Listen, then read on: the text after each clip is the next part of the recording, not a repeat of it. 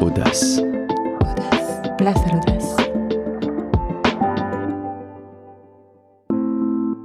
Au travail, en famille, dans nos projets ou dans nos rêves, peut-on réellement concilier ambition et épanouissement personnel ? Comment s'aligner pour mieux briller ? Chaque vendredi, dans Audace, j'invite des personnalités passionnées à partager leurs aventures, leurs réflexions, leurs défis et leurs moments clés. Qu'ils soient artistes, entrepreneurs, sportifs, experts ou anonymes, tous nous montrent que prendre des risques, oser être audacieux, se réinventer ou simplement croire en soi peut véritablement transformer nos vies. Trop souvent, j'ai rêvé que mes échanges puissent être entendus par le monde entier. Qu'une phrase, qu'un mot glissé à un moment particulier dans la vie de quelqu'un puisse l'aider ou l'inspirer. Aujourd'hui, grâce à ce podcast, j'ai le privilège de rendre cela possible. Je suis Chloé Junico, bienvenue dans Audace, un podcast indépendant.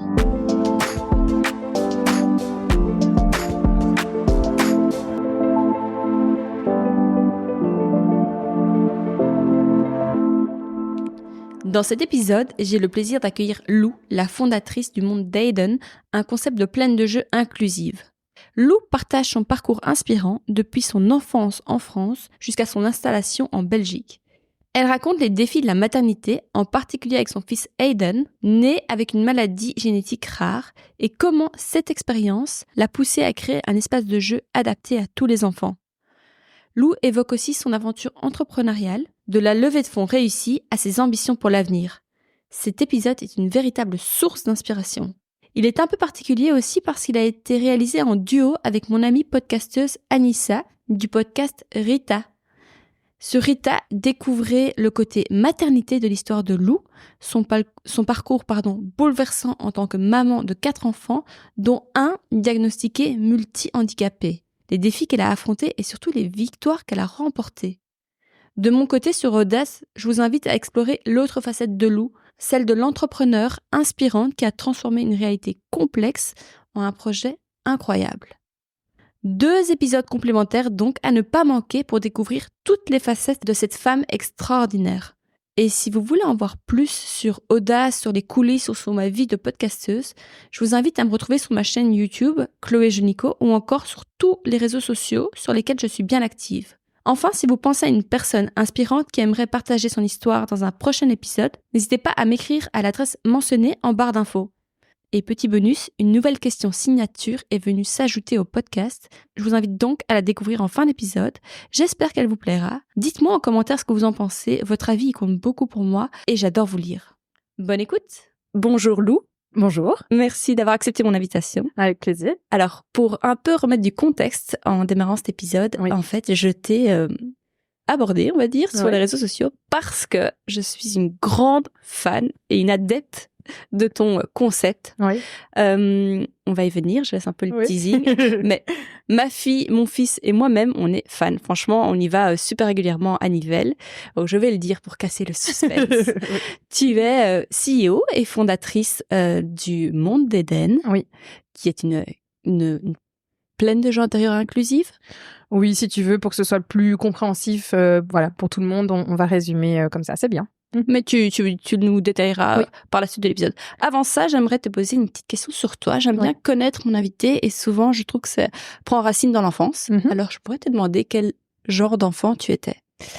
Ah oui, alors donc moi j'ai grandi dans le sud de la France, donc j'étais pas une enfant sauvage, mais en tout cas une enfant qui vivait beaucoup dehors, parce que évidemment là-bas on a la chance d'avoir une météo et des températures très agréables, donc j'ai beaucoup vécu dehors, donc avec beaucoup, ce qui amène beaucoup d'autonomie et beaucoup d'indépendance. Ça résumait quand même pas mal mon enfance, entourée voilà d'animaux et de pas mal de verdure et d'extérieur. Et j'étais quelqu'un à côté de très studieux, très scolaire. J'ai beaucoup aimé suivre voilà les cours, les apprentissages et tout ça. Et en même temps, extrêmement, j'ai toujours fait du théâtre, de l'écriture. Puis j'ai été diplômée des Beaux-Arts. Donc tu vois, tout ça est pas mal lié avec un côté beaucoup plus rêveur, créatif. Quoi. Voilà. Ouais. T'es quel signe ? Taureau. Donc, ouais, un espèce de mélange très terre à terre. Enfin, très les pieds posés, très ancrés. J'aurais dit verso ou quelque chose comme ça, tu vois. Ah ouais, non, pas du tout, tu vois, hyper, voilà. Mais en fait, j'ai cette espèce de dualité en moi, très ancrée dans le sol et en même temps hyper réaliste. Et en même temps, j'ai besoin de ce truc de création, d'évasion, ouais. Frères et sœurs? Oui, 3 frères. Oh! Ouais. Ok. Et les valeurs que tes parents t'ont transmises? Eh bien, pas mal justement de la famille, de la fratrie. On a toujours été plein à la maison. La maison a toujours été ouverte non-stop. Je l'ai jamais connue vide et sans personne. Donc vraiment ce truc de la tribu. Ouais. Oui, que t'as un peu reproduit. Voilà. Parce qu'on y vient aujourd'hui. C'est un petit peu ça, oui, voilà, exactement. Tu es maman de 4 enfants. Oui. T'as toujours voulu une famille nombreuse? Non. Je savais que je voulais plusieurs enfants. C'était important pour toi, c'était important. C'est clair, quoi. Ouais. Tu voulais être mère. Ouais. Je voulais être mère, mais j'ai eu donc mon dernier frère. Il est né, j'avais 16 ans, et donc, si tu veux, j'ai quand même eu déjà ce truc un peu de la maternité, c'est quand même pas facile, ça demande vachement de temps, vachement de don de soi, et donc je m'étais dit, ouais, mais genre pas maintenant, enfin, tu vois, plus tard, quand j'aurai 30 ans, 35 ans, mais pas avant. Donc, c'était pas forcément prémédité que j'ai mes enfants un peu plus tôt et que j'en ai 4, mais je savais que j'en voulais plusieurs. Ça, c'est clair. La naissance de ton premier enfant, c'était rapidement après tes études? T'as fait les Beaux-Arts? Donc, j'ai fait les Beaux-Arts, je suis partie voyager, j'ai un peu tout plaqué ensuite dans le sud de la France. Pourquoi? Par amour? Non. Ah non, pas du tout. J'avais envie de découvrir un peu le monde. En fait, ça a été donc les Beaux-Arts, tu vois, c'est génial parce que c'est une super école même de la vie et de plein de choses. Mais en même temps, tu vois, je te disais cette dualité de les pieds très sur terre et puis la tête aussi un petit peu, tu vois, ailleurs et créative. Mais le problème des Beaux-Arts, c'est qu'il n'y avait pas assez cet ancrage du quotidien. Et donc, c'est très dur finalement d'en sortir un métier ou tu vois, d'en sortir directement quelque chose quand même entre guillemets de productif ou d'alimentaire, parce qu'à un moment donné, faut bien subvenir à ses besoins. Et donc j'ai dû bosser dans des trucs qui étaient pas fous, enfin tu vois, pour moi dans mon évolution. Et donc en fait ça m'a saoulée.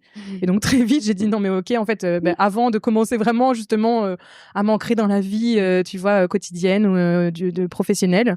Enfin j'ai bossé toujours, hein, j'ai payé mes études en bossant et tout, mais je veux dire, je me suis dit ok, là je fais j'ai besoin d'un break. Ouais, j'ai besoin d'une pause. J'avais 23 ou 24 ans, j'ai toujours travaillé, donc tu vois, depuis mes 15-16 ans, je bossais déjà.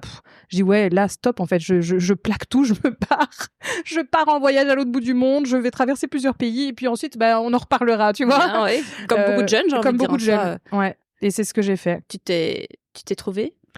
Si oui, tu te cherchais, pas forcément que je me cherchais moi, je cherchais juste à découvrir aussi plein d'autres choses, même au niveau, tu vois, culture, vie, et puis les autres. Tu vois, j'ai vraiment besoin de voilà. Et c'est vrai que je me suis rendu compte d'une chose, c'était que tu peux être dans des trucs paradisiaques, puisque bon, moi j'ai fait un road trip aux États-Unis où j'ai traversé les États-Unis d'un bout à l'autre. Je suis allée au Canada, je suis allée en Thaïlande, tout ça pendant plusieurs mois. Donc à chaque fois j'ai eu le temps, tu vois, dans chaque pays, de vraiment vivre, découvrir, etc. Ouais. Et pardon, je te coupe, mais un voyage solo? Ouais. Alors, en fait, j'ai fait un road trip. Alors, aux États-Unis, on était 2 avec une amie. Puis, elle est belge. D'où, après le retour, l'arrivée plutôt en Belgique. Mais donc, elle est belge. Donc, on avait fait ça à 2. Elle est repartie en Belgique. Moi, j'ai continué au Canada. Enfin, toute seule. Mais au Canada, j'ai retrouvé des amis qui, tu vois, qui étaient partis là-bas. Ouais, tout à fait. En Thaïlande, j'ai retrouvé mon frère qui était parti là-bas. Donc, j'ai voyagé seule. Mais à chaque fois, j'ai eu des points d'ancrage dans les différents pays. Et c'est vrai que je me suis rendu compte que tu peux être dans des trucs incroyables, dans des cadres complètement hallucinant, mais que si tu le partages pas ou si tu le vis pas, ou avec les bonnes personnes, ou en tout cas si tu le partages pas du tout, que t'es vraiment juste seul, il y a un énorme vide en fait, il y a un énorme manque. Enfin moi j'avais vraiment ce truc de j'ai besoin d'être pas juste moi, mais tu vois, d'être avec les autres et de vivre et de partager des trucs. Et du coup quand je suis arrivée en Belgique, donc en fait à la base je m'étais dit ok, j'ai plus de sous, je dois renflouer mes petites poches pour repartir.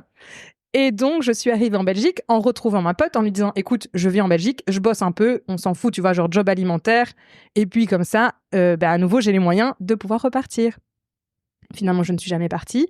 Mais c'est vrai que en Belgique et à Bruxelles, en fait, j'ai retrouvé exactement ce truc de l'humain que j'avais besoin, de tout ce partage, toutes ces rencontres, cet éclectisme. Enfin, tu vois, et ça ne s'arrête jamais. Il y a plein de choses à découvrir. J'ai beaucoup aimé tout ce qui est, forcément, moi, je suis diplômée des Beaux-Arts et donc tout ce truc artistique, tu vois, hyper culturel, multiculturel, ça m'a vachement plu quand même. Et en fait, très vite, je me suis sentie à ta place, à ma place. Ouais, vraiment, ça a été un sentiment hyper inattendu. Alors que dans plein d'autres endroits et villes à l'autre bout du monde, parfois je me disais mais jamais je pourrais même vivre ici. Ou l'expérience a été géniale et tout ce que j'ai vécu, incroyable. Mais tu vois, j'ai jamais senti que je vivrais là. Et arriver en Belgique. Oui. En plus, je suis arrivée en plein mois de novembre, affreux. Il neigeait, il faisait méga froid. Et j'ai adoré. Tu es la première personne. Coup de cœur pour Bruxelles et tout. Voilà, et j'ai adoré. Ouais. Ok, très bien. Donc, milieu de ta vingtaine, tu arrives en Belgique. Ouais. Là, tu commences à exercer ou tu trouves un job alimentaire? Je trouve un job alimentaire. Donc, d'abord, je bosse chez Nature et Découverte pour la période de l'hiver, justement, avec tout ce qui était Noël et compagnie, tu vois, dont ils avaient besoin. Pouf, je bosse là. Et puis finalement, j'arrête parce que je pars. Pour moi, tout est planifié. J'ai mon visa pour l'Australie, j'ai un billet d'avion, je suis censée repartir. Donc là, j'avais vraiment travaillé pendant plusieurs mois. Hop, j'avais remis quelques petits sous de côté et j'avais ma valise prête et je repartais. Qu'est-ce qui t'a fait rester? J'ai rencontré quelqu'un. L'amour. Ouais, j'ai rencontré quelqu'un. J'adore ça. Ouais, et à ce moment-là, je me suis dit, écoute, de toute façon, mon visa, il est valable 1 an. Donc, au pire, on tente. Voilà. Et si pas, je reporte de quelques mois. Enfin, tu vois, je repartirai dans quelques mois, tant pis, quoi. T'es pas repartie. Et je suis pas repartie. Et cette histoire d'amour, c'est le papa de tes enfants? De mes 3 enfants. Okay. Les 3 premiers. C'est du coup, je ne suis plus avec lui aujourd'hui puisque maintenant j'ai eu une petite 4e avec mon nouveau compagnon. Mais c'est le papa de mes 3 premiers enfants, ouais. Pour lui aussi, c'était une évidence, la parentalité. Ça s'est fait vite entre vous? Ça a été très vite, entre nous. Lui, c'était un vrai souhait et un objectif de vie d'avoir un enfant avant 30 ans. Donc, il est un petit peu plus âgé que moi. Et moi, par contre, pas du tout. Enfin, tu vois, à la base, j'étais plutôt, comme j'avais justement vécu ça avec aussi mon plus jeune frère. C'est ça. J'avais dit oui, mais pas tout de suite, quoi. Tu vois, 30-35 ans, c'est bien parce que justement, ça me laissera le temps de pouvoir apprendre, évoluer ou bosser, découvrir des choses. Voilà. Et comme j'ai ce besoin de créer et de faire, je m'étais dit c'est peut-être pas tout de suite compatible avec tu vois la maternité. Donc j'avais dit plutôt plus tard. Et puis finalement voilà, dans la rencontre, et puis lui il voulait ce truc et donc je me suis tu vois laissée un peu porter et engagée dans dans son souhait à lui à la base. Ouais. Qu'est-ce que ça a changé pour toi d'être mère? Je fais une parenthèse, je vais pas beaucoup parler de maternité, pas trop, comme j'ai l'habitude, j'adore, c'est un sujet qui me passionne, j'avoue, la parentalité, ça me passionne. Mais Lou vient de passer dans le podcast Rita, donc il sera disponible aujourd'hui, donc le jour de diffusion du podcast Audace. Je mettrai le lien en description. Donc si la maternité, le parcours de Lou autour de ça, qui est très intéressant et qui découle d'un sujet dont on va parler maintenant, je vous invite fortement à aller juste écouter le podcast d'Anissa, donc sur le podcast Rita. Effectivement, où je parle pas mal de tout ce qui s'est passé en détail. En détail plus, on a essayé d'aborder un peu les gros points importants dans ma maternité qui a été une maternité aussi un peu différente puisque en tout cas quand j'ai eu mon premier tout allait très bien, super grossesse, j'ai tout vécu de manière tellement simple et facile et je disais avec cette espèce de un peu d'insouciance de la jeunesse parce que tu vois quand t'as un enfant à 24-25 ans finalement t'es un bébé encore, enfin tu vois aujourd'hui avec le recul bien sûr. Tu vois 12 ans plus tard, 13 ans plus tard je me dis mais t'es un bébé et c'est vrai que mine de rien en fait tu as quand même justement cette espèce de lâcher prise beaucoup plus important que tu as, tu vois, quelques années plus tard, sur la maternité, en tout cas, je trouve vraiment très fort. Et donc, à ce moment-là, très facile pour moi. Enfin, tu vois, ça coule de source, quoi. Tu les enchaînes, premier, deuxième? Oui, parce que le deuxième, finalement, donc on en voulait, moi je savais que j'en voulais plusieurs, je savais pas combien, mais je savais plusieurs. Et petit oubli de pilule, parce que je suis pas du tout organisée et plutôt voilà je pars dans tous les sens et donc c'est vrai que en fait j'avais déjà le premier qui était très jeune, j'étais retournée bosser, tu vois, j'étais dans plein de trucs et donc ça m'arrivait régulièrement un peu de l'oublier, mais pilule microdosée et donc les oublis peuvent être un petit peu compliqués. Alors je veux dire, c'était un accident, mais en même temps, on savait qu'on en voulait d'autres. Donc, Oui. tu vois, pas une mauvaise surprise. T'as hésité Mais, quand même à Non. garder ou pas d'enfant? Non. Du coup, c'est juste que ça t'arrivait super vite Ouais. et que c'était un peu imprévu, voilà, à ce moment-là. Mais non, j'ai pas du tout hésité. Ça a été la gestion de 2? Alors oui, mais ça a été très particulier parce qu'en fait Hayden est né avec une maladie génétique très rare. Alors on n'avait en plus pas de diagnostic à ce moment-là et tout ça. Donc on va dire que c'était tout de suite au deuxième, en plus de passer de 1 à 2, ça a été une parentalité et une maternité complètement différentes forcément. Et donc ça a été un énorme tsunami. Ouais. Tu peux nous dire un mot? En fait, j'ai lu une citation que tu dis et qui me fait pleurer à chaque fois que je la lis. Je l'ai lu avant de venir au monde d'Eden. J'ai essayé de pas pleurer, mais ça va être compliqué. Tu dis sur ton site, tu écris sur ton site, tu es mon plus beau combat et une de mes plus belles réussites dans la vie. Prouver combien une mère est plus forte que tout. J'arriverai pas. C'est à lui. Non, j'essaie de pas pleurer. T'excuses pas, je comprends. Je comprends à 1000%. C'est en fait, si tu veux, quand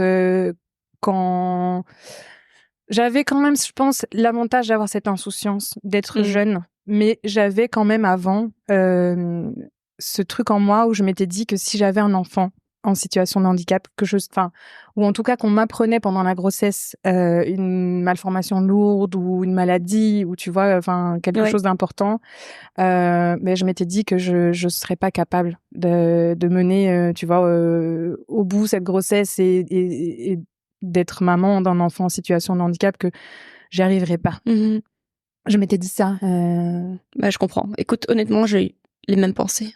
Ouais. Comment toi, t'as vécu ça? Comment, quand t'as accouché, est-ce que t'étais en colère en disant j'aurais pu le détecter avant? Est-ce que en fait, ça a été très compliqué. Alors déjà, il y a eu plusieurs choses. C'est que je ne l'ai pas su pendant la grossesse. En fait, on avait juste détecté qu'il avait un pied beau. Alors déjà, ça remet quand même en question toute l'image parfaite d'un enfant que tu as envie de mettre au monde et de te dire que déjà ton enfant a une malformation et quelque chose qui va déjà être différent. Mais on nous avait ensuite tellement préparé en nous disant la prise en charge qu'il allait avoir et du coup c'était quoi la suite et le fait que ça puisse être c'était pas très grave, tu vois, ça pouvait être réparable. Et donc en fait à ce moment-là je me suis dit ok, il y a ça, ce sera pas le petit garçon le deuxième petit garçon parfait qu'on aurait pu imaginer, mais c'est tout. Et il y a pas de problème de santé autre et donc à ce moment-là j'ai pas imaginé sa maladie. Et comme je te disais, moi avant comme peut-être beaucoup d'autres parents, je me suis dit si il m'arrive ça ou qu'on me l'annonce, vraiment j'étais pas du tout ni certaine ni sereine de me dire que je mènerais à bien cette grossesse. Mais là on m'a annoncé qu'une entre guillemets petite pathologie et malformation, et donc on a continué. Et en fait si tu veux, c'est par la force des choses parce qu'il est né sans qu'on sache. Et en fait, à la naissance, alors on n'a pas mis un diagnostic du tout, mais à la naissance, il respirait pas. Et quand on me l'a ramené, tout de suite, t'as senti? J'ai vu. Et pourtant, il était posé en haut sur moi, donc je ne voyais pas grand-chose. La gynéco est arrivée, il avait un petit tube avec de l'oxygène. Et quand je l'ai vu au-dessus de moi, j'ai vu qu'il n'était pas normal, entre guillemets. Tu vois, il avait déjà une morphologie particulière au niveau de ses mains, au niveau de son crâne, de ce que je voyais qu'il y avait quelque chose qui était bizarre.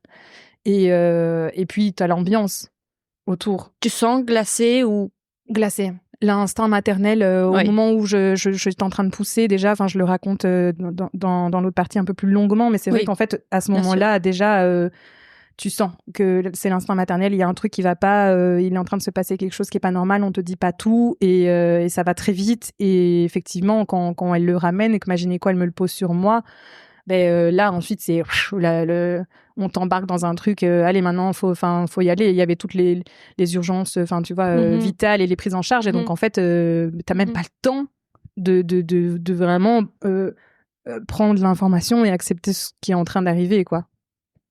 Donc, je peux pas dire qu'à ce moment-là, je prends conscience ou que je sais ce qui va m'arriver ou que je dois, entre guillemets, accepter cette espèce tu vois, de maternité différente, parce que en fait, tu t'embarques dans un truc où on te prend avec et entre guillemets presque, de force, tu vois, t'es embarqué dans le truc. Oui, je vois bien. Et la machine est en route. La machine est en route. Et une fois que ça se calme, ce tsunami, cette tornade, en tout cas de soins, une fois que ça se calme, une fois que tu rentres à la maison. Alors, je rentre pas à la maison. Ouais. En fait, on est transféré dans un autre hôpital et dans l'autre hôpital, Aiden, il restera hospitalisé pendant 2 mois en soins intensifs. Ah ouais. Et on rentre à la maison au bout de 2 mois, sauf qu'ensuite, il est hospitalisé quasi chaque semaine, vraiment très lourd. Ça dure quasiment 6 mois. De manière très très très intense, et puis ça se poursuivra dans les mois qui suivent, parce que il a eu plus d'une 15aine d'opérations et des énormes prises en charge. Donc le tsunami a été long, long, mais par contre, ce que je racontais, c'est qu'en fait, si tu veux, il y a eu un pause, si je peux dire ça comme ça, parce que donc au bout de 6 mois, je suis retournée bosser chez Zara, puisque du coup, je bossais chez Zara à ce moment-là. Et en fait, je suis retournée bosser parce que j'avais besoin de me ressortir de ce truc tu vois, tellement intense. Oui. Et puis, j'étais devenue infirmière à la maison. C'était hyper médical, c'était hyper lourd, hyper intense, au niveau émotionnel et tout, que j'avais dit, ouais, mais les gars, en fait, moi, je vais retrouver ma petite vie. Mon petit train-train, c'était très bien, mon équilibre, finalement très facile et sans tout ce truc-là. Et donc, je voulais retourner bosser. C'est ce que j'ai fait et j'ai tenu 1 an, quand même. Je sais pas comment. Non. Aujourd'hui, quand à chaque fois on en reparle et que je sais pas comment j'ai fait. Ou en plus j'ai continué, j'ai évolué, j'ai pris plus de responsabilités, j'ai pris plus de pression. J'ai vu que t'étais manager. Moi c'était tout à fond. C'était quoi, un échappatoire, tu penses? Ah oui. Ah oui, complètement. Vraiment, c'était devenu vital et obligatoire. Je pense que je devais passer par là. Sauf que en passant par là, tout le monde devait le savoir et le voir autour, sauf moi. Mais c'était un truc à retardement. Tu t'épuisais ou pas forcément d'épuisement, mais je pense que j'ai retardé la prise de conscience, la confrontation un peu à la réalité. Et la confrontation, ouais. Et donc 1 an et demi après, on va dire, parce que du coup je suis retournée bosser pendant 1 an et les 6 mois, tu vois, où j'étais en congé maternité. Oui. Donc 1 an et demi après, mon corps il a fait stop du jour au lendemain. Physiquement, je ne savais même plus sortir de la salle de bain, je savais pas aller travailler. Ça a été diagnostiqué comme un burn-out ou... Alors oui, donc tout de suite je me suis fait accompagner par mon médecin généraliste qui m'a envoyé vers des psys et la deuxième psy qui m'a suivie m'a dit, en fait, vous êtes en train de faire un choc post-traumatique, donc burn-out. Oui, on peut le mettre. Voilà. Ouais, en fait, tout ce que j'avais pris accumulé et porté pendant ce temps-là, c'était 1 an et demi après. Je l'ai repris en plein dedans, et en fait, c'est à ce moment-là où t'es obligé. Ton corps là, il se dit en fait stop cocotte. Là c'est ça, hein. C'est où tu te poses maintenant et tu réfléchis, ou de toute façon moi je te porterai pas tu vois plus loin, quoi. Donc obligatoire. C'est fou. Ouais. OK, de toute façon, je veux pas rentrer plus dans tout ce tourbillon comme tu dis là, parce qu'on en parle dans le podcast d'Anissa. Maintenant, je vais parler de ton projet de cœur. Quand est-ce que la genèse du projet prend forme? Eh bien, justement, c'est important, ce temps d'arrêt. D'arrêt forcé. Oui, tout à fait. Voilà, c'est hyper important, parce qu'en fait, à ce moment-là, ensuite, je tombe enceinte de ma 3e. Un peu j'expliquais, mais pour conjurer le sort aussi. Enfin bref, tu vois, ça a été vraiment une volonté aussi de nous deux, de se dire qu'on en faisait une 3e et que tout pouvait bien se passer jusqu'au bout. En fait, en plus, on n'avait pas de diagnostic pour Aiden. Mais c'est ça. Donc le flou est. Ah oui, le flou était total, et on faisait des examens supplémentaires. Donc évidemment, j'ai eu une grossesse à surveiller, au risque, super surveillée, mais jusqu'à ce qu'elle soit sur moi. J'étais pas à 100% sûre et sereine que ça allait bien, même quand les médecins me disaient genre tout va bien. Ah oui, non, je sens qu'elle était pas 100%. Là. Ouais. Et le corps médical n'était pas un peu jugeant? Non, pas forcément, mais c'est vrai que t'as ce double truc de maintenant, en fait, tu sais. J'ai vécu énormément et je vis encore beaucoup dans les hôpitaux, donc tu vois aussi beaucoup plus de choses, d'autres récits, d'autres parcours, tu vois, d'enfants et tout ça, de maladies, de plein de choses. Et en fait, ça a quand même un petit côté aussi un peu anxiogène, parce que du coup, tu t'imagines aussi beaucoup plus de choses qu'avant. Avant, t'es pas dans le déni, mais je veux dire, tu sais que ça peut arriver, mais t'es pas autant, tu vois, informé tant que t'es pas complètement dedans. C'est vrai que voilà. Et évidemment, là, quand tu as vécu et que tu vois toutes ces choses, c'est vrai que tu t'imagines d'autant plus de possibilités. Donc ouais, ça a été quand même une grossesse semi-sereine. Enfin, tu vois, où je savais que au fur et à mesure, on me disait que ça allait, mais que j'étais quand même pas sûre. Et en fait, quand elle naît, bon, évidemment, elle naît de manière tout à fait, voilà, naturelle, en pleine santé, sans aucun problème. Soulagement, elle va très bien. C'est un beau gros bébé joufflu, tu vois, qui tout se passe très bien. Et pour le coup, une troisième, donc relâchement, tu vois, presque total, je veux dire, mais vraiment beaucoup plus serein dans la maternité, clairement. Et puis avec ce que j'avais vécu avec elle, tout me paraissait tellement facile. Enfin, tu vois, je crois que tu relativises tout, quoi. Tout était, c'est bon. Enfin, ça se passait, tellement facilement, un truc de fou. Et donc, je suis là, et en fait, à ce moment-là, si tu veux, je retourne voir le médecin conseil qui m'avait écarté pendant la grossesse, justement, de ma dernière, et qui m'avait dit, on se revoit une fois que vous avez accouché. Et là, elle me dit, écoutez, vu ce que vous êtes en train de vivre et de traverser, et que vous continuez de vivre, évidemment, avec Hayden, on en a discuté ensemble. Elle m'a dit, alors, on va arrêter. Donc, elle m'a mis un C4 pour raison médicale, enfin, thérapeutique. Et donc, je me suis retrouvée en fait au chômage à ce moment-là. Et si tu veux, ce temps forcé, comme je disais, en fait, il a été hyper bénéfique parce que j'ai dû faire cette introspection obligatoire, mais en même temps, justement, de tout ce qui m'est arrivé et avec Hayden et dans ma parentalité, tu vois, de manière générale, mais encore plus dans cette parentalité différente. Je me suis dit, il va falloir que j'en fasse quelque chose. Et j'ai été du coup avec le handicap, évidemment plongée dans un truc que je connaissais comme beaucoup de monde de loin, tu vois, que je connaissais pas. Tu connais le mot et puis après le reste, t'es quand même vachement ignorant. Et c'est vrai que la société aujourd'hui, elle est pas du tout pour ça inclusive. Et donc en fait, comme on vit dans quand même deux mondes vachement séparés, c'est vrai que ça te touche pas beaucoup.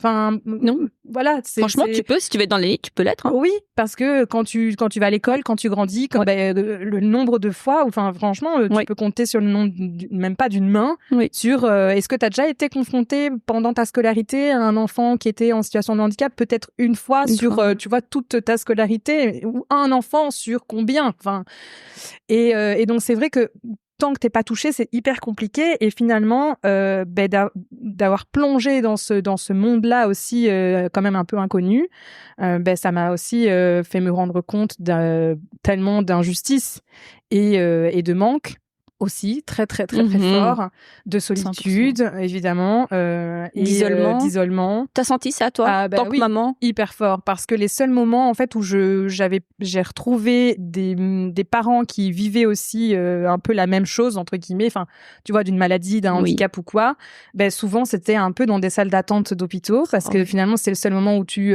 te croises dans des parcours un peu similaires, hein. Et c'est pas du tout une occasion sereine et bienveillante et légère entre guillemets de pouvoir de rencontrer d'autres personnes qui vivent la même chose. Et donc oui, un isolement quand même, tu le sens assez fort, et c'est difficile de te faire comprendre finalement par les autres, même s'il y a beaucoup d'empathie et même si tu vois dans ton entourage les gens peuvent te dire oh là là enfin, qu'est-ce que tu vis et tout, mais en même temps, ils le vivent pas, et donc c'est hyper dur aussi de pouvoir complètement et librement, tu vois, partager ce que tu vis. Et donc c'est vrai que j'ai eu ce truc vraiment de solitude et de gros manque.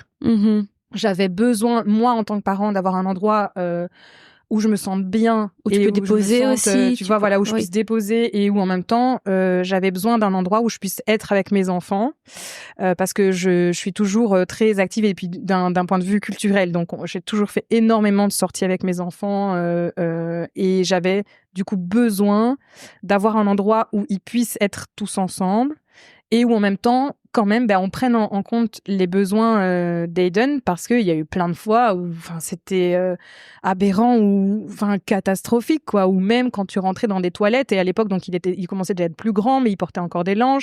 Je devais le mettre par terre parce que, par exemple, on me disait le seul endroit pour changer les bébés ou les enfants, il y a encore souvent c'est des mini trucs là, tu sais, en plastique qui sortent du mur là. On me disait faut aller à l'étage ou tu vois, que des trucs où t'es là, ouais, mais ok. Et où même déjà, rien qu'en tant que parent, tu te dis, il y a plein d'endroits qui déjà ne sont pas du tout adaptés.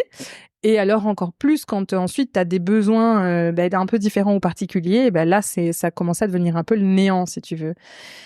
Et donc en fait, très vite, et je pense à nouveau dans ce gros down forcément que j'ai eu besoin de me dire que ça devait de faire quelque chose, et que ça apporte évidemment mes enfants et tout ça, mais aussi moi-même, et pour retrouver un sens forcément aussi à ce que je voulais faire, à ce que je voulais apporter, ce que je voulais donner pour mes enfants et puis pour les autres. Mais en fait, très vite, j'ai eu ce truc de me dire en fait, si ce que je cherche en tant que parents n'existe pas, alors il va falloir que je trouve un moyen de le faire, tu vois. Et puis j'avais ce truc aussi où je devais créer un peu mon propre emploi quelque part, et pour t'adapter aux besoins, aux horaires, aux besoins de mes enfants, et puis financièrement, parce que et puis tout.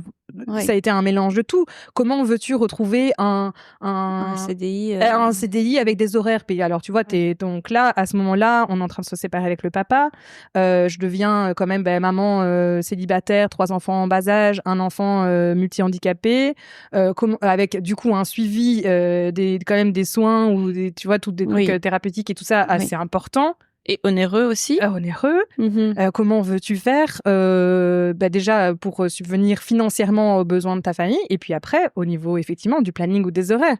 Ou ça veut dire que tu es obligé de couper et de faire un truc, un mi-temps, je sais pas quoi, sur un 9-15, tu vois, genre, ou un truc qui n'existe pas. Je vois très bien. Tu vois, et on est plein de femmes, de mères à être confrontées à cette problématique-là. Et sans avoir des enfants avec besoin. Juste, en fait, comment tu fais? Comment on fait? Et du coup, c'est là aussi, tu te rends compte que beaucoup d'entrepreneuses en fait deviennent entrepreneuses à la suite d'une à la suite d'une maternité, parce que elles arrivent pas à retrouver l'équilibre dont elles avaient besoin, ou parce que justement ça leur permet. Alors c'est à double tranchant, parce que être entrepreneur en fait c'est H24 et c'est 7 jours sur 7, et c'est énorme. C'est pas l'Eldorado, c'est pas le paradis pas du tout. Clairement, mais et souvent les femmes se payent pas, tu sais ça, elles ne se versent pas de salaire, tu vois. Elle crée beaucoup, pas juste, je veux dire, des objets, mais je veux dire, elle crée de la valeur, de l'humain, du sens, du lien, de la cohésion sociale. Enfin, il y a plein de choses qui sont créées à travers ces projets. Mais effectivement, et c'est là, je pense, une très très grande inégalité par rapport, aux hommes, c'est que clairement ensuite, elle ne se paye pas, ou très peu, et donc tu rentres dans une précarité quand même aussi financière, qui fait que tu deviens beaucoup plus dépendante très souvent de l'autre. Et après, ça finit que si c'est l'autre qui paye, par exemple, je sais pas moi, le crédit de la maison, la voiture, tout à fait. C'est des vraies inégalités. C'est des toi, tu payes le quotidien, les vêtements, la nourriture, tout ce qui part, et souvent c'est des pots de yaourt. Voilà. Et donc, mais c'est bien de réfléchir sur le financement. Mais oui, tu vois. Ah, clairement. Et c'est vrai qu'en fait, tout s'est aligné, si tu vas à ce moment-là, c'est se dire, je dois créer. C'était une évidence. Je pense que en moi, cette fibre entrepreneuriale, ça c'était inné. Je pense que depuis toujours, j'ai voulu, il fallait que je fasse quelque chose à moi, mon projet, que je crée quelque chose. Ça, j'ai l'impression que depuis que je suis toute petite, j'ai toujours eu ce truc-là. À un moment donné, pour me faire mon premier argent de poche, j'ai monté, alors pas légalement complètement, mais je veux dire un car wash dans ma rue. J'ai fabriqué des flyers que je suis allée distribuer pour nettoyer des voitures, pour me faire de l'argent de poche, tu vois. Et je devais avoir peut-être 12 ou 13 ans. Et c'était mon premier truc de voilà, tu vois, j'ai besoin, et avec cet argent, je me suis acheté ma mobilette. Il fallait que j'ai, tu vois, mon indépendance pour après faire puis après je me suis acheté mon appareil photo. Enfin, tu vois, c'était ce truc de il faut que je crée de la valeur quelque part. Alors à cette époque-là, c'était vraiment purement, tu vois, financier, et je crois qu'en fait, ça a toujours été en moi. Tes parents, ils sont dans l'entrepreneuriat? Alors à l'époque, ma maman, elle avait un restaurant, qu'elle avait monté, enfin, tu vois, elle-même de A à Z. Vous avez fait les travaux où j'ai énormément travaillé dedans, évidemment. Mais oui, donc j'ai eu ce côté-là, effectivement, peut-être aussi d'exemple, d'une femme et qui a eu en plus mon dernier frère au resto. Elle a bossé enceinte jusqu'au cou au resto. Il avait son lit bébé, son parc derrière le bar. Enfin, tu vois, clairement, j'ai eu ce modèle et cet exemple-là aussi. Oui, de femme et de mère. Ouais, exactement. Est-ce que tu as l'impression, toi, de t'être mis un peu dans un carcan pour quand tu faisais ces jobs chez Inditex ou tu vois, est-ce que tu avais l'impression de faire un job mais qui ne t'allait pas totalement? Ou tu n'étais pas totalement épanouie professionnellement? Oui, en fait, je savais que j'étais rentrée dans un mood, et un moule, parce qu'il fallait que je rentre là-dedans. De base, déjà, je n'étais pas du tout prédestinée à aller bosser là-bas. C'était parti d'un job alimentaire, clairement. Et c'est vrai que par mes études et parce que j'avais envie de faire, moi, j'avais besoin de ce côté hyper culturel, créatif et tout ça. Que j'ai pas forcément toujours eu évidemment chez Zara, tu vois, j'étais pas dans le modélisme ou dans le visual merchandising. J'ai démarré avec le visual merchandising, et je veux dire, c'est qu'une infime partie de tout ce que tu es censé faire, et donc c'est vrai que j'étais quand même assez éloignée de ce que j'aimais, et j'ai souvent eu ce sentiment de faire, mais j'ai toujours été très professionnelle. Ça, c'était mon côté très appliqué, tu vois, scolaire et tout. J'ai toujours été très professionnelle. Et je savais que peu importe, même quand c'est entre guillemets, que tu penses à une mauvaise expérience, ça t'apprend quelque chose. Et clairement, même mes journées les plus pourries chez Zara et des trucs qui ont pu m'arriver là-bas, qui étaient pas cool ou en fait, finalement, ça m'a servi même dans le projet après. Parce que quand tu deviens entrepreneur, il faut quand même être vachement multicasquette et couteau suisse, et surtout quand moi, j'avais pas un rond. Je veux dire, j'ai démarré mon truc, j'avais rien dans les poches. J'avais 1 200 € de chômage, 3 enfants à charge. Qu'est-ce que tu veux? Explique-nous, comment t'as fait? Voilà, comment tu fais? Tu fais tout toi-même. Tu fais avec tes mains, quoi. Avec tes mains. Donc j'ai fait mon logo, j'ai dessiné mon truc. Tu fais tout toi-même. J'ai fait moi-même mes plans. Je suis allée à la recherche de locaux. Je me suis très vite fait. Et ça, je pense que c'est peut-être un des messages aussi à donner, c'est que dès que j'ai eu mon idée, déjà parce que je suis très comme ça, j'ai besoin de passer à l'action. Je peux pas avoir un truc en tête et pas le tester ou pas le faire. Ouais. Donc une idée pleine de jeux inclusifs, c'était clair dans ta tête? Je voulais que le mot inclusion, c'était pas forcément hyper inné à nouveau, parce que le monde du handicap et le vocabulaire ou les choses qui sont, tu vois, autour de ça, c'était aussi un peu inconnu pour moi. Donc tu vois, je découvre un peu au fur et à mesure. Mais je voulais que ce soit adapté. Mais ouvert à tous. Donc vraiment, l'inclusion, mais même si c'était pas forcément, tu vois, tout méga clair, j'avais posé vraiment cette petite idée, quoi. Je voulais que ce soit un centre de loisirs ou un truc, tu vois, un peu ludique, éducatif et tout, ouvert à tout le monde et adapté aux enfants en situation de handicap. Ça, c'était la première petite idée, en tête. Je crois que je l'ai peut-être écrit sur un carnet avec un bic, tu vois. Et première chose que j'ai fait, je suis allée sur Google. Et j'ai tapé comment ouvrir, sa structure ou son entreprise ou son projet. Enfin, tu vois, genre, je sais plus exactement les mots que j'ai utilisés, mais genre, comment créer son projet en Belgique. Un truc bateau que n'importe qui aurait pu, tu vois, chercher. Et en fait, là, je tombe sur Hub Bruxelles, je pense, dans le top des réponses. Je les appelle, j'envoie un mail, je les appelle. Et ils me donnent une liste d'accompagnement justement sur l'entrepreneuriat. Et en fait, le premier que je trouve, c'était Crédal. Donc, ils ont un peu une double casquette aussi. Donc, ils financent des projets solidaires ou à vocation sociale ou environnementale principalement. Et ils font beaucoup d'accompagnement sur l'entrepreneuriat féminin. Et en fait, ils proposaient un premier workshop, une petite formation et un premier truc. Assez tôt, tu vois, genre assez rapide par rapport à ma ligne de temps. Tu vois, genre je regarde aujourd'hui et dans peu de temps, quelques semaines après, il y avait un premier truc. Et donc, je prends contact avec eux. Et ça a été le premier pied vraiment, tu vois, à l'étrier, on va dire, le premier pas pour passer à l'action, ça a été ça. Et là, je tombe sur un premier groupe de femmes porteuses de projets avec des trucs rien à voir. Hein. Enfin, tu vois, chacun a son truc, hein, ça part dans tous les sens. Mais on est un groupe de femmes, chacun avec son projet. Et là, c'est la première vraiment mise en action. Donc, voilà, feuille, stylo. Business model d'abord un peu, c'est très large, un truc Canva, voilà, c'est quoi ton idée, qu'est-ce que tu entends par là, qu'est-ce qu'il te faut comme moyens, ressources, pas juste financières, mais vraiment comment tu vas faire pour construire ton truc. Donc la toute base, tu vois, mais moi tout ça j'y connais quand même, rien. Je sais qu'il faut faire des plans et des dossiers parce que ma mère est passée par là et donc elle me l'a dit. Mais je sais que tu vois, tu peux te faire accompagner et je sais que surtout, il faut un dossier de toute façon avant la moindre chose parce que évidemment, je n'ai pas d'argent, donc il va falloir quand même. Je sais qu'à un moment donné, il va falloir que j'aille chercher de l'argent quelque part. Et pour aller chercher de l'argent quelque part, même si c'est, peu importe, mais il faut avoir un dossier, quoi. Oui, c'est clair. Et donc première étape. T'as pas pensé à t'associer? Non. Ok. Non. Non, pas du tout. Je crois qu'à ce moment-là, je suis beaucoup en plus trop dans je fais moi-même et je trouve par contre beaucoup de personnes ressources, tu vois. Donc je m'associe pas, c'est pas des gens qui intègrent vraiment d'un point de vue qui prennent des parts non. Mais je trouve beaucoup de personnes ressources autour, ouais.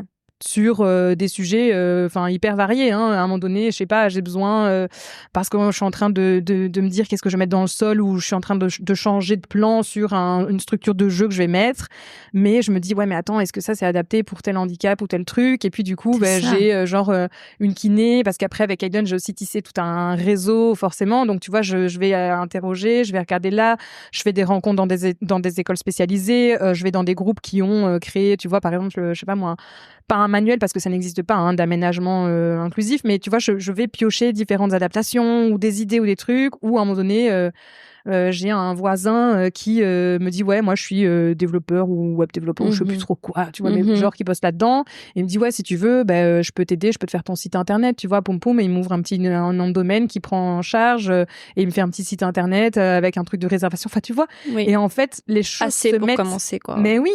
C'est complètement dingue, mais en fait, de parler de ton projet, finalement, je pense que c'est la clé, mais c'est la clé numéro 1, parce que c'est là où justement, il y a des gens qui ont envie de t'aider, et c'est pas juste d'un point de vue financier, hein, parce que t'as pas besoin que d'argent, beaucoup, mais je veux dire, t'as pas besoin que d'argent dans un projet, mais c'est vraiment, en fait, finalement, t'entourer de personnes qui, peut-être à un moment donné, après, ils seront peut-être plus là, mais juste à ce moment donné-là, ils peuvent t'apporter l'une ou l'autre chose, et ça, c'est, hyper bénéfique, quoi.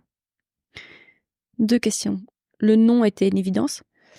Oui, alors au départ, ça devait peut-être s'appeler le Jardin d'Eden, pour avoir Jardin d'Eden et Aiden, enfin tu vois, un tout petit truc. Voilà.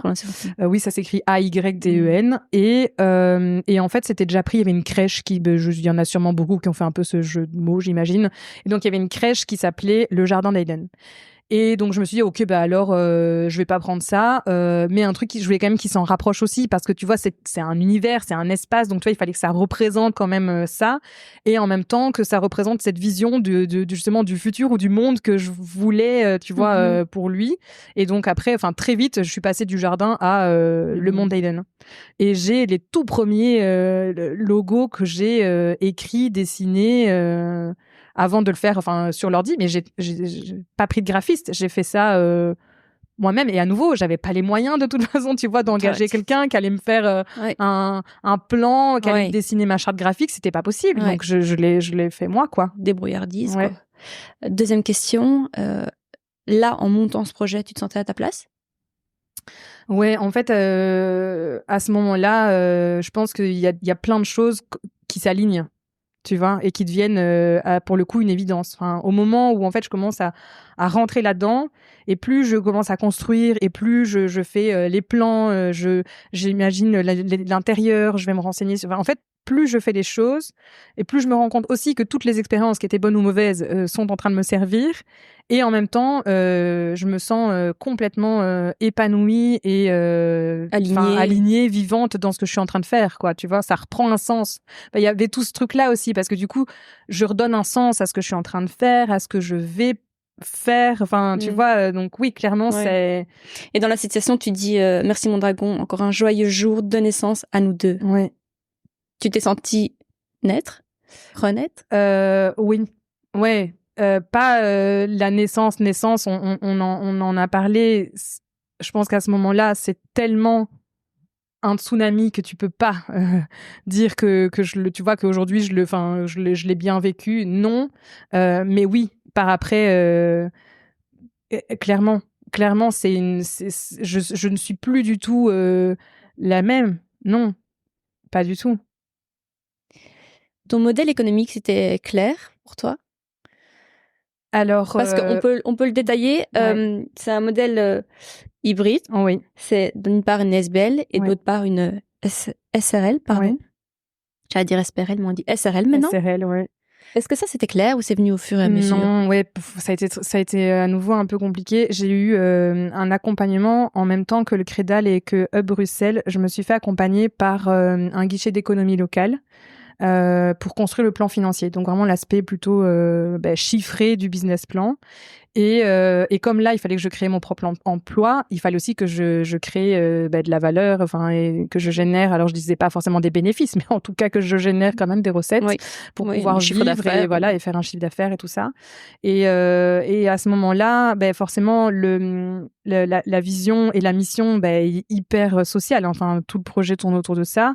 En plus de vouloir adapter pour accueillir des enfants en situation de handicap, il y a vraiment aussi cette volonté de travailler avec des personnes en situation de handicap.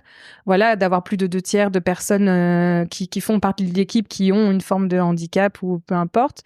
Et donc, si tu veux, je me dis justement quelle forme de structure juridique à ce moment-là je dois choisir. J'essaie de me faire épauler, de trouver des personnes ressources, mais c'est un peu compliqué à cette époque-là de trouver vraiment un espèce de, enfin pas un tableau, mais tu vois, une comparaison de structure et de dire oui, mais alors quel est le choix plutôt, ou les bénéfices si c'est ASBL, donc une association sans but lucratif, ou si c'est une SRL. Et c'est très dur de réussir à faire cette espèce de, tu vois, de balance.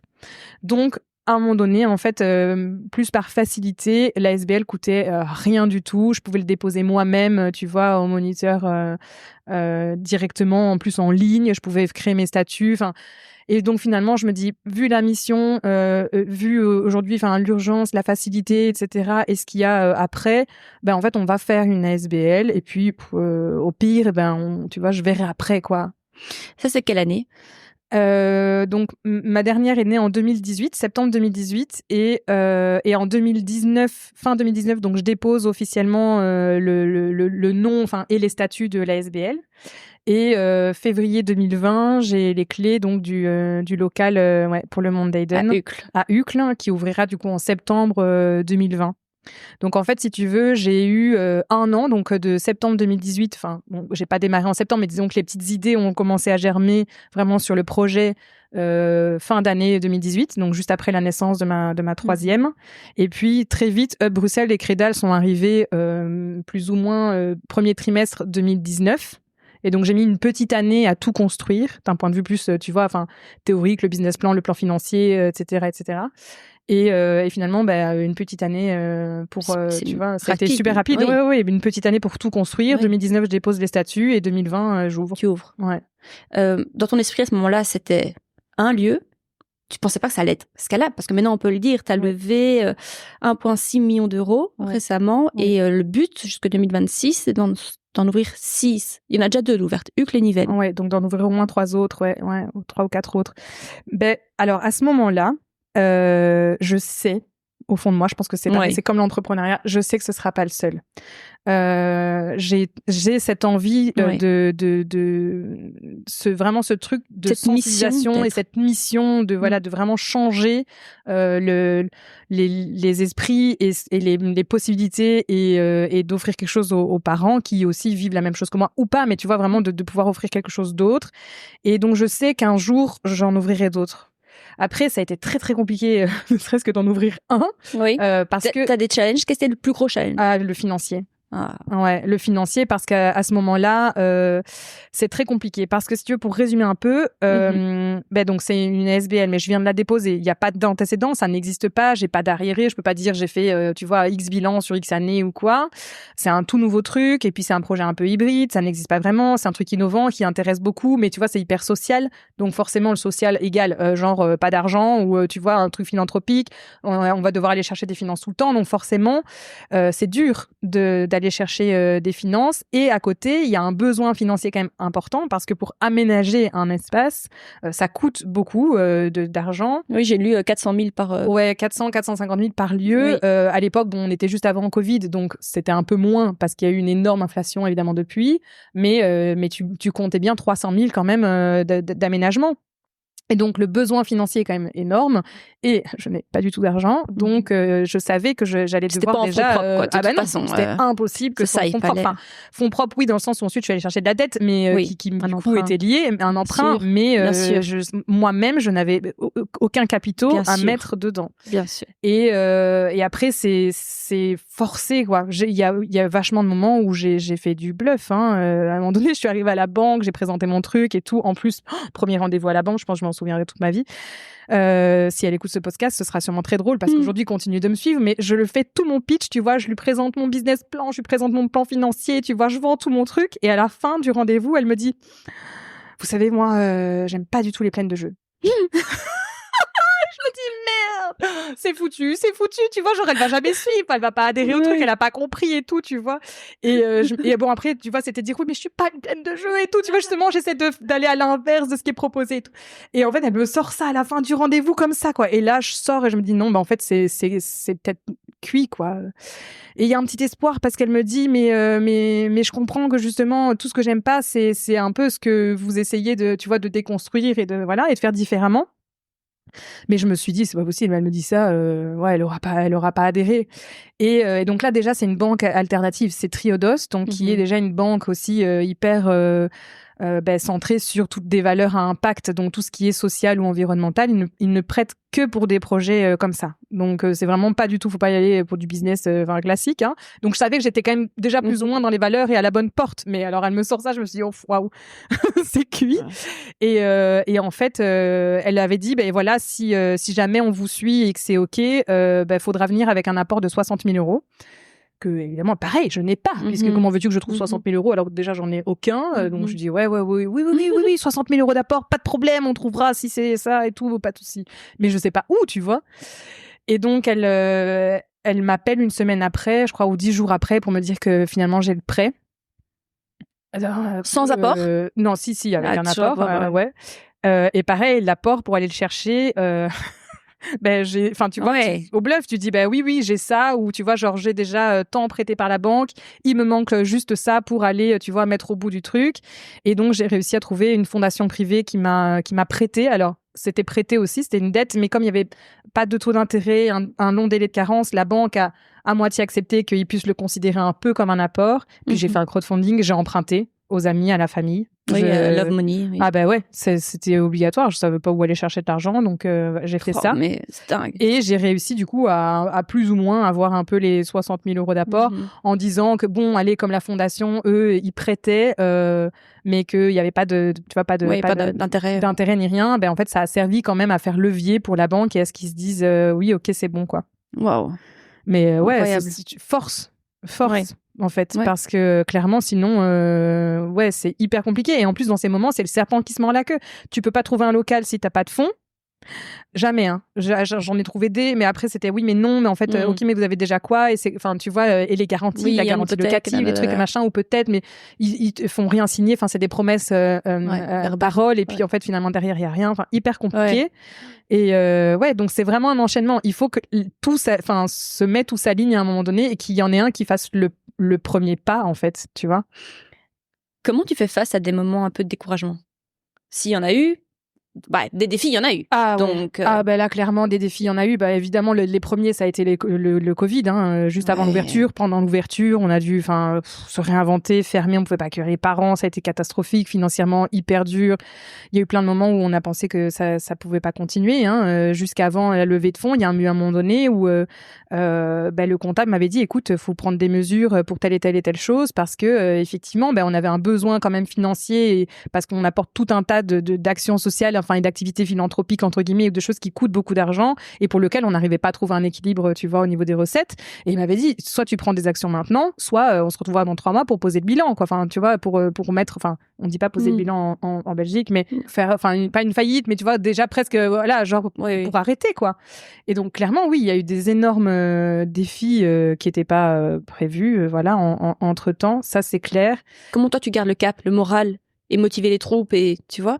Ouais, souvent quand c'est vraiment vraiment trop difficile. Alors tout ça, moi, j'endors pas la nuit, je me fais des cheveux blancs et ça reste hyper intériorisé. Enfin, tu vois, t'es pas obligé toujours. Évidemment, je partage quand c'est la merde et que j'ai besoin d'aide ou des trucs, mais souvent, tu vas pas non plus mettre de l'anxiété ou tu vois du stress surtout sur les équipes parce qu'il faut les garder près de toi, les motiver et ça c'est hyper important.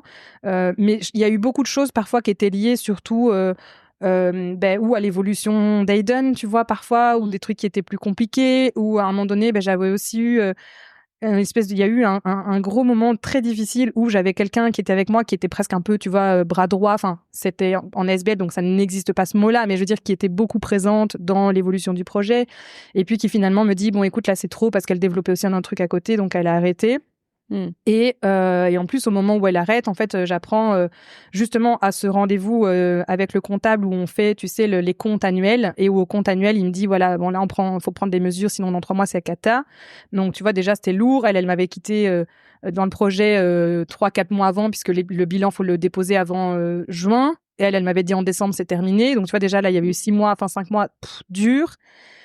Lui, il m'annonce ça en plus. Enfin, je savais. Je veux dire, je suis pas autruche dans les comptes. Hein. Je suis partout, donc j'ai cette multicasquette. Mais tu vois, j'arrive dans ce moment hyper dur. Et en plus, elle m'annonce, oui, en fait, j'espère que genre tu m'en voudras pas. Je sais plus comment elle le sort, mais j'ai racheté une plaine de jeux. Et moi, ça m'a tué, quoi. Ça m'a tué. Enfin, et puis c'était quelqu'un qui était quand même vachement investi, qui était aussi un peu. Enfin, tu vois, c'était une amie autant que d'un point de vue professionnel. C'était une trahison. Ouais. Ah ouais, je l'ai hyper mal vécu. Vraiment. Après, tu peux dire tout ce que tu veux, genre oui, mais c'est pas le même projet. Oui, elle le fait d'un point de vue vraiment, tu vois, investisseur, tout ça. Mais non. Pour moi, ça a été. Hyper difficile à accepter. Et là, typiquement, si tu vois, je fais un rétro-planning, enfin là, sur les 3 dernières années ou les 2 dernières années, ce moment-là a été hyper, hyper dur parce que du coup, je perdais quand même quelqu'un qui pouvait un peu m'aider sur des aspects peut-être stratégiques, ou tu vois, développement de projet, qui pouvait avoir une vision et tout. Et puis, à côté, les difficultés financières. Et puis ensuite, elle m'annonce ce truc, tu vois, trahison. Un peu dans les mêmes temps où juste après, Aiden commence à avoir sa dégénérescence au niveau visuel. Enfin, tu vois. Et là, je crois que, de toute façon, c'est souvent comme ça. Quand tu commences à avoir un problème, généralement, il y a tout qui vient avec. Donc, c'est bien que ça vienne en un coup. Comme ça, après, tu te dis, voilà, la vague est passée et puis on va faire autre chose. Mais ouais, ce moment-là, typiquement, catastrophe, quoi. Et après, comment tu fais pour te relever? C'est à nouveau, c'est la force la force du projet et enfin, la vision que j'avais d'après, c'était me dire, de toute façon, je sais où je veux aller. Je sais que ça y est encore que là, c'est la merde, ok. Mais je sais où je veux aller. Donc, tu tapes en bas et tu remontes, quoi. Tant pis, mais je vais y arriver, quoi. Tu célèbres tes succès? Pas assez, je crois. Ouais. Parce que pour l'instant, il y a plein de moments où j'arrive pas encore à avoir ce truc, tu sais, d'être posé, de te dire ce que t'as accompli. Ouais. J'essaye, mais c'est vrai que pour l'instant, je pense que je suis beaucoup tête dans le guidon. Ouais, tête dans le guidon. Et puis parce que là, justement, avec la levée de fonds, à nouveau, je suis toute seule. Hein. J'ai pas d'associé, j'ai pas de bras droit, j'ai pas vraiment quelqu'un qui, à nouveau. Enfin, maintenant, je suis hyper accompagnée d'un point de vue entrepreneurial. Je fais partie du réseau Entreprendre Bruxelles. Tu vois, j'ai des mentors, j'ai des gens à côté sur qui ça, je peux. Ça, tu le recommanderais? Ouais. Ça, c'est un conseil que tu donnerais? Ah oui. De s'entourer, complètement. De frapper aux portes, de demander, voilà, j'ai besoin d'aide, j'ai besoin de mentoring. Ah ouais, parce que le réseau Entreprendre Bruxelles, il y a plein d'autres choses qui existent, hein, mais moi je suis allée là, à nouveau par rencontre, et puis du coup ça m'a amené là. Hyper intéressant parce que tu rencontres des pairs qui sont au même endroit que toi, je veux dire dans la ligne du temps, tu vois, dans l'évolution de leur projet ou de leur entreprise ou de leur peu importe la structure. Et en fait, tu te rends compte que même quand tu viens de projets complètement différents qui n'ont rien à voir, tu peux passer de la tech à un truc médical, à de l'oreca, enfin, tu vois, rien à voir.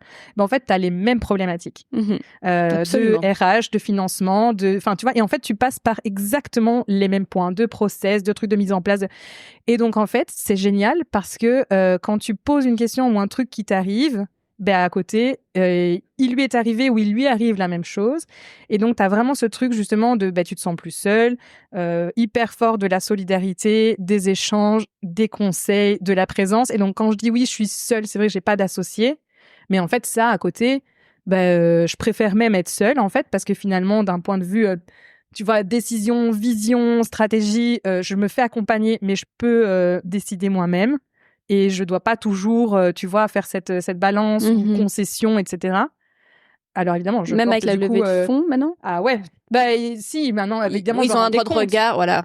Évidemment, je dois rendre des comptes et ils font partie du truc. Clairement, voilà, je ne suis plus complètement seule, mais c'est vrai que de se faire accompagner, c'est vraiment ça change tout, quoi. Ça change tout. Je me suis plus jamais vraiment sentie, tu vois, seule avec tes problèmes, tes complications, où tu vois, du jour au lendemain, t'as un truc qui t'arrive, mais même ça peut être un truc hyper opérationnel ou du quotidien.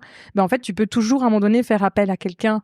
Et ça, c'est génial. On est, maintenant, je suis dans le club des lauréats chez REB, donc on a fait, en plus, maintenant, le club des boosters, hein, parce que j'ai fait un autre truc, justement, quand tu es en duplication ou en expansion, enfin, tu vois, en scale-up, alors, à ce moment-là, tu peux, justement, avoir un suivi, des formations spécifiques pour ça, enfin, tu as des coachings et tout, enfin, génial. Oui. Et c'est vrai que même là, maintenant, on a un WhatsApp, on se voit tous les mois, obligatoire, on se fait un club ensemble et tout. Et du coup, dès que tu as un petit pépin, pouf, ou un machin, ou tu as une question, tu demandes, et puis tu as bien quelqu'un dans la dizaine d'entrepreneurs qui sont dans ton club, qui va te trouver une idée, une piste, un contact, un réseau, enfin... Ça, c'est vraiment bien. Bon tuyau. Ouais. Et c'est pas quelque chose, forcément, que j'avais dès le début. Enfin, tu vois, ça, c'est des choses qui se construisent. Oui, au fur et à mesure, quoi. Tu apprends. Mais c'est chouette que tu en parles si librement, parce que tu aideras sans doute d'autres personnes qui se lancent dans un projet ou qui pensent à se lancer ou qui sont dans une problématique. Ouais. C'est agréable de pas rester seul dans ton coin. Mais oui, il y a plein de choses.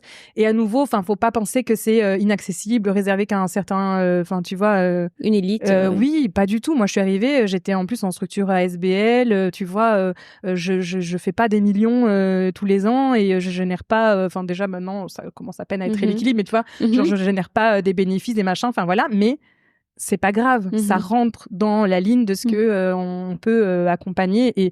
Et même Bruxelles, on en parlait tout à l'heure, le Crédal, c'est gratuit, tu vois, et en plus le Crédal, ils font plein de choses quand tu es au chômage ou en reconversion professionnelle, réinsertion professionnelle et tout.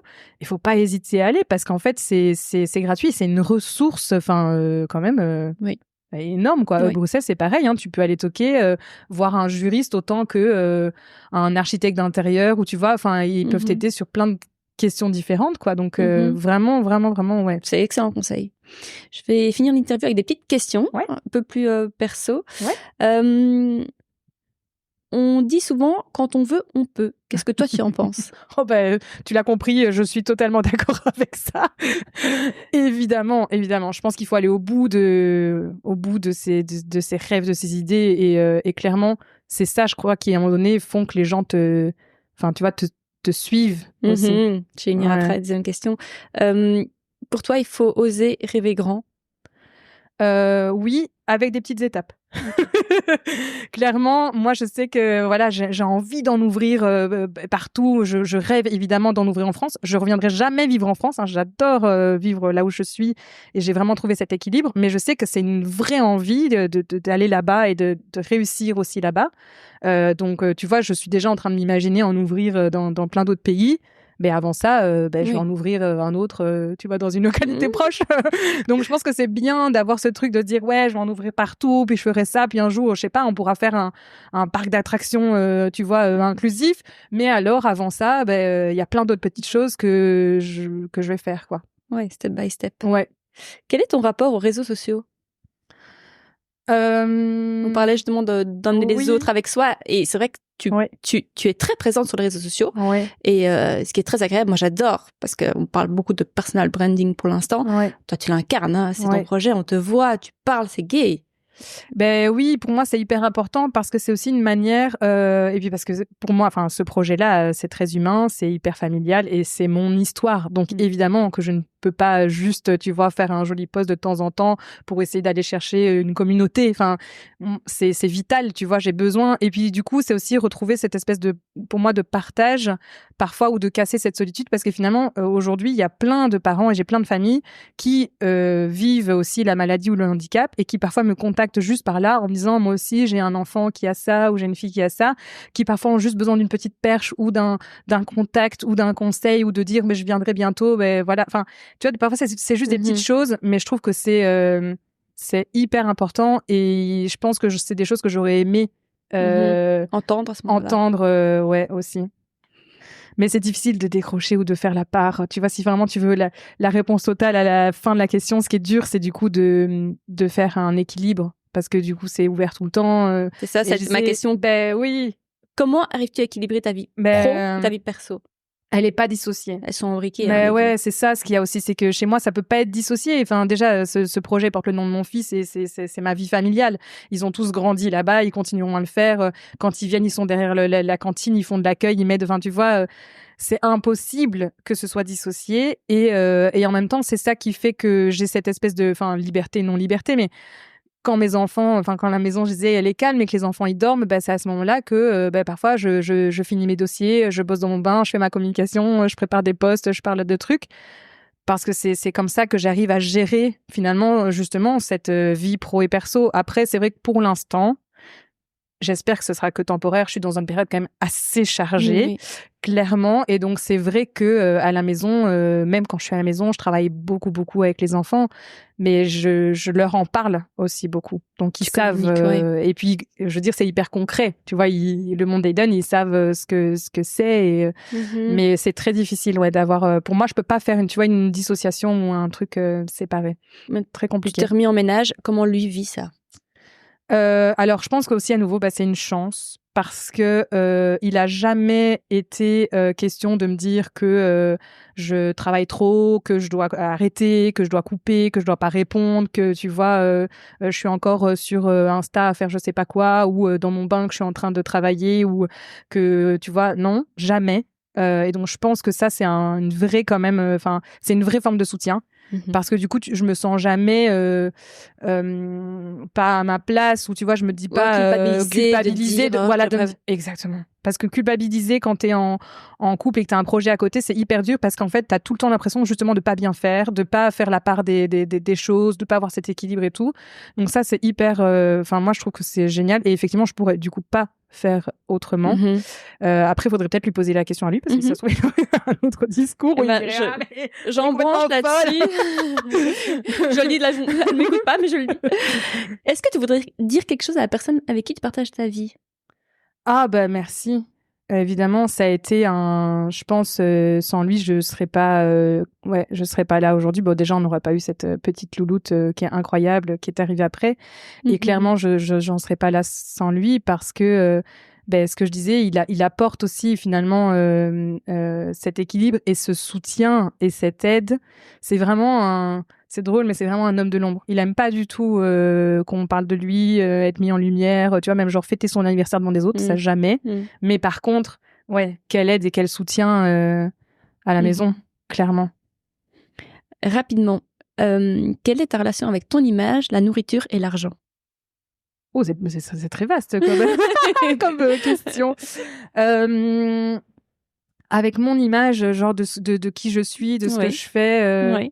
Ton image physique, son image. Ouais, après ça c'est, je pense, comme beaucoup de femmes et comme beaucoup de parents, il y a plein de fois où je suis là, je suis crevée, j'ai fait un truc où j'ai tourné, j'ai dû tourner une vidéo où j'ai dû faire un machin où tu vois, physiquement du coup je suis obligée de me voir et je suis là, waouh, horrible, je vais même pas mettre ça parce que voilà, je viens de passer une nuit catastrophique et j'arrive pas à me voir clairement, donc je trouve que c'est un peu, c'est lié à la vie, quoi. C'est un peu les montagnes, voilà, et des moments où ça va mieux, et des moments où c'est un peu plus difficile. Et puis parce qu'il y a aussi beaucoup de moments où forcément, quand t'es maman de famille nombreuse, il y a plein d'autres priorités avant toi. Donc ça, si je devais avoir un objectif, je pense futur, c'est d'essayer quand même de me dégager plus de temps, voilà, pour moi. Le rapport avec, alors tu m'avais dit la nourriture et l'argent.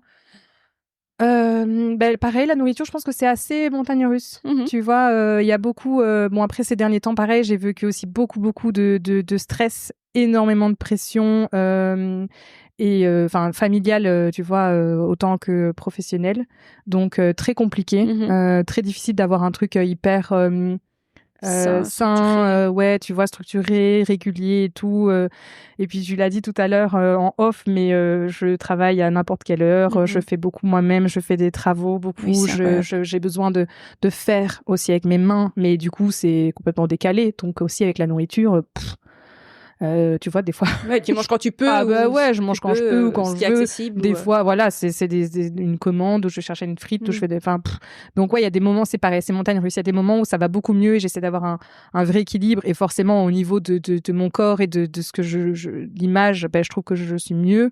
Et puis, des moments où c'est catastrophe et où, en fait, pour l'instant, je me dis que, oui, c'est des phases. Et que j'essaie de l'accepter plus aussi comme ça, de me dire, attends, à un moment donné, cocotte, regarde un peu ce que tu viens déjà, tu vois, de vivre et de traverser les derniers mois. Tranquille. Sois indulgente avec toi-même. Tu vois, sois indulgente avec toi-même, ouais. L'argent. L'argent, pour l'instant, ça reste difficile. Alors, on a parlé de cette levée de fonds, mais ça, c'est très professionnel. Mais bon, déjà, on a, même sur le compte du projet, on n'a pas 1,5 million, hein, évidemment. Oui. C'est un truc sur une vision future, et puis c'est de l'endettement. Enfin, tu vois, voilà. Bien sûr. Mais l'argent, pour l'instant, ça reste difficile. Alors, pas que ce soit caché, mais j'arrive pas encore à trouver un super équilibre, je trouve, financier aussi, tu vois, personnel. Et donc, pour l'instant, j'ai ce truc où je donne beaucoup et je fais énormément. Et il va falloir qu'à un moment donné, je réussisse à aussi financièrement dégager un revenu peut-être un peu plus important parce que les besoins d'une famille nombreuse, les coûts pour Aiden sont très importants. Et donc, il y a un moment donné où, voilà, il faudra ça. Tu vois, ça fait partie genre de ma vision, de l'ambition. C'est pas forcément là où j'en suis maintenant, mais oui, ça se sent que t'es dans le don. T'es vraiment dans le don de toi. Préserve-toi. Voilà. Voilà. mais bon, ce que tu fais est incroyable. Pour finir, 2 petites questions. Oui. Un petit bonheur dans ta journée, un petit bonheur pour toi, un truc qui est important. Genre un café le matin dans le calme. Ouais, le cappuccino, mais il est jamais dans le calme. Il finit souvent froid et voilà, à être bu en vitesse. Le bain. Le bain, ouais. J'en ai souvent, je l'ai souvent un peu évoqué, mais c'est un moment. Alors bien que souvent je travaille encore dans mon bain, donc tu vois, j'arrive pas à avoir ce truc où c'est pleinement pour moi.